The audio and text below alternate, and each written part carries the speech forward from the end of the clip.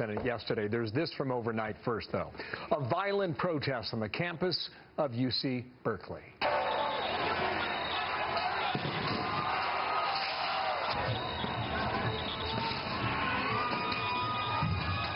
So apparently there was a peaceful protest with about 1,500 people until about 150 anarchists showed up.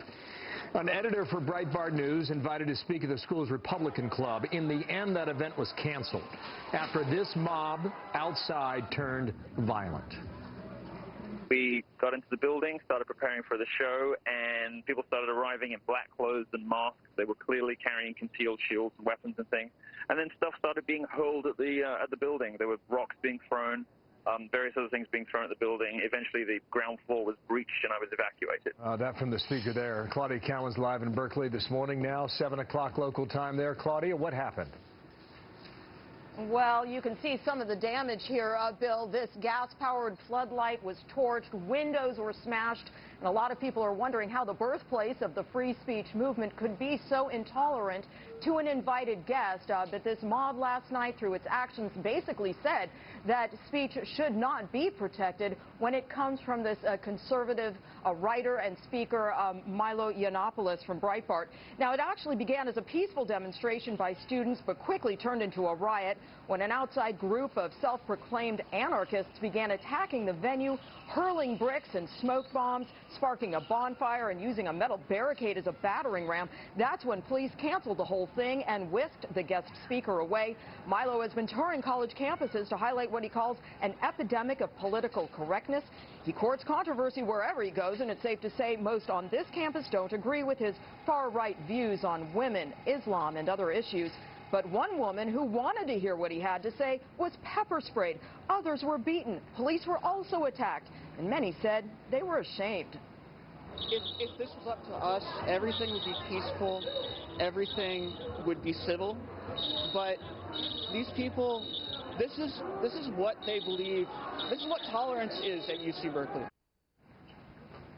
Amazingly, police say just one person was arrested. Now, the repercussions are reaching all the way to the White House, with President Trump condemning the violence on Twitter. And, Bill, there will be a lot of soul-searching here today as administrators here at UC Berkeley work to fix the damage to the school's reputation, as well as to its property. Make some great points. Claudia, thank you. Claudia Cowan up early there on the West Coast. Shannon has more on this. All right, more on this now with Jonah Goldberg, senior editor for National Review and a Fox News contributor. Right, Jonah, you heard the college Republican guy there in that piece with Claudia saying this is what tolerance looks like at UC Berkeley.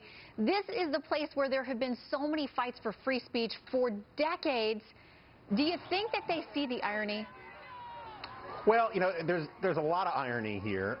First of all, the whole notion that Berkeley was ever a real home for free speech, the idea that the free speech movement began there, has always been sort of a misnomer. Actually, the birth of the sort of delicate snowflake safe space left on college campuses where the students, like little mobs of Jacobins, get to dictate to administrators how they're going to live and what policies they're going to live under. That's what the free speech movement at Berkeley under Mario Savi originally was in 1964. They just had brilliant marketing by calling it a free speech movement when really it was another one of these little authoritarian, Jacobin little mob ideologies that's now spread to all these other campuses. Well, it's interesting because we always say free speech is, you know, what the First Amendment is about. It's not for speech that everybody finds happy and pleasant and wonderful. I mean, the Supreme Court ruled 8-1 in favor of Westboro Baptist Church, and their protests that have signs so bad we can't even show them on TV. So clearly there is supposed to be protection for the things that offend us, that we don't like. But that seems to be getting lost here. Do you think this is truly people who are upset about what Milo would have to say? Or are these people, like we saw during the inauguration in Washington, who are anarchists who just want to seize on any kind of opening to wreak havoc, to create instability? Yeah, look, I mean, not to get too deep into Batman movies, but some people just want to see the world burn. And I think that's what a lot of these guys are actually about. I think Milo is on cloud 9. He courts this kind of stuff. He feeds on it. He gets much more national exposure. He has a parasitic relationship with these mobs. I'm sure he's just delighted by all of it. But what I'm outraged by is, first of all, one arrest. There should have been paddy wagons full of these people. When you break property, you use Molotov cocktails, you aim fireworks at police. They should all be arrested. It should be a zero tolerance. Everyone says, you know, we need safe spaces and zero tolerance for this and zero tolerance for that. Well, how about zero tolerance for people with sledgehammers destroying property and threatening people's personal safety? The person who used the pepper spray should go to jail. It's outrageous. Yeah, you mentioned that. We have video there of somebody who appeared to be a Trump supporter being sprayed with something in the face, mace or pepper spray or something, and you would think that that video would be enough to at least have an initial arrest or conversation with a law enforcement officer. One of the things that Milo says in these situations, and you talk about how he kind of courts this, it works for him. I mean, it's good for his brand, but he says that the left has essentially gotten so lazy they can't argue anything on content that they've now resorted to bullying because they can't actually argue facts and content. Do you think that's an accurate description of where we are? Oh, yeah, no, I think that's absolutely true. You know, I wrote a book called Liberal Fascism almost a decade ago, and even then the best working definition of a fascist in America was simply a conservative who's winning an argument. The way the left operates is they just try to shout down anybody who disagrees with them. These campuses are basically these little sort of soft totalitarian states where disagreement is actually a heresy.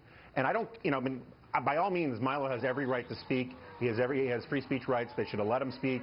The far smarter strategy would be to ignore these things. But the clampdown on free speech that's more troubling is when they block people like Condoleezza Rice from being able to give a speech. The whole point of protecting outrageous speech is that it keeps the zone of speech, free speech, for reasonable, important speech safer. And the way they do this kind of stuff, it is so counterproductive. It feeds into the worst impulses on both the right and the left.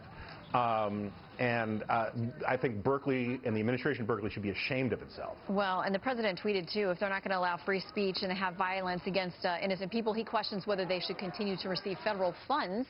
So that's another part of the conversation we don't have time for today. But, Jonah, always good to see you. Great to see you, Shannon. Thank you. A lot of this, I think, is rather insulting. The Oakland police apparently have been watching this group. They're called Black Bloc, B-L-O-C, about 150 agitators that showed up in masks.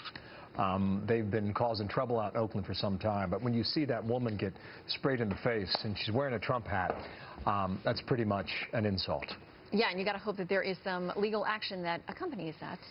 So more from Berkeley. We'll see how the school reacts to that. More from Rex Tillerson.